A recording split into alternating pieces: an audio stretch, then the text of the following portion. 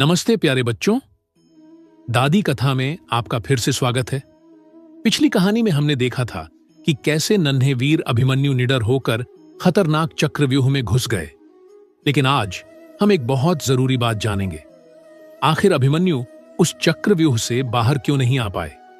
बच्चों, यह कहानी बहुत खास है।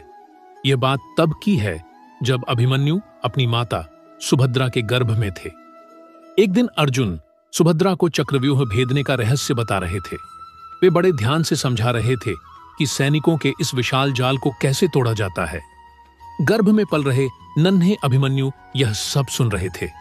उन्होंने चक्रव्यूह में अंदर घुसने का पूरा तरीका तो सीख लिया, लेकिन जैसे ही अर्जुन ने यह बताना शुरू किया कि व्यूह से बाहर कैसे निकलना है, माता सुभद्रा को नींद आ गई और इसलिए अभिमन्यु वह आखिरी और सबसे जरूरी हिस्सा नहीं सुन पाए। जब वे बड़े हुए तो उन्हें अंदर जाना तो याद था, पर बाहर आने का रास्ता वे कभी सीख ही नहीं पाए। युद्ध के 13वें दिन जब अर्जुन रणभूमि में दूर थे, कौरवों ने पांडवों को फंसाने के लिए चक्रव्यूह रचा।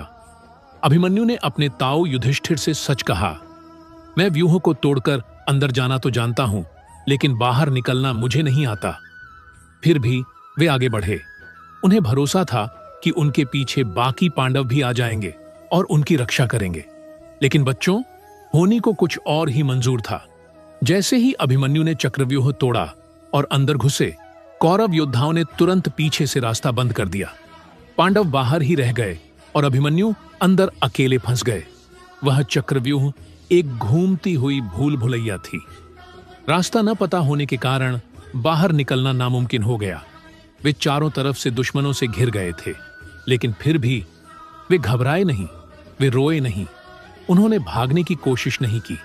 इसके बजाय उन्होंने अपनी आखिरी सांस तक एक शेर की तरह लड़ने का फैसला किया। बच्चों, इस कहानी से हमें क्या सीख मिलती है? कभी कभी जिंदगी में हमें भी आगे का पूरा रास्ता नहीं पता होता।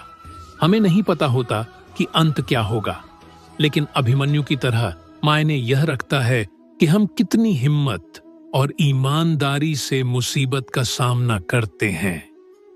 महाभारत की ऐसी ही प्रेरणादायक कहानियों के लिए दादी कथा को सब्सक्राइब करें।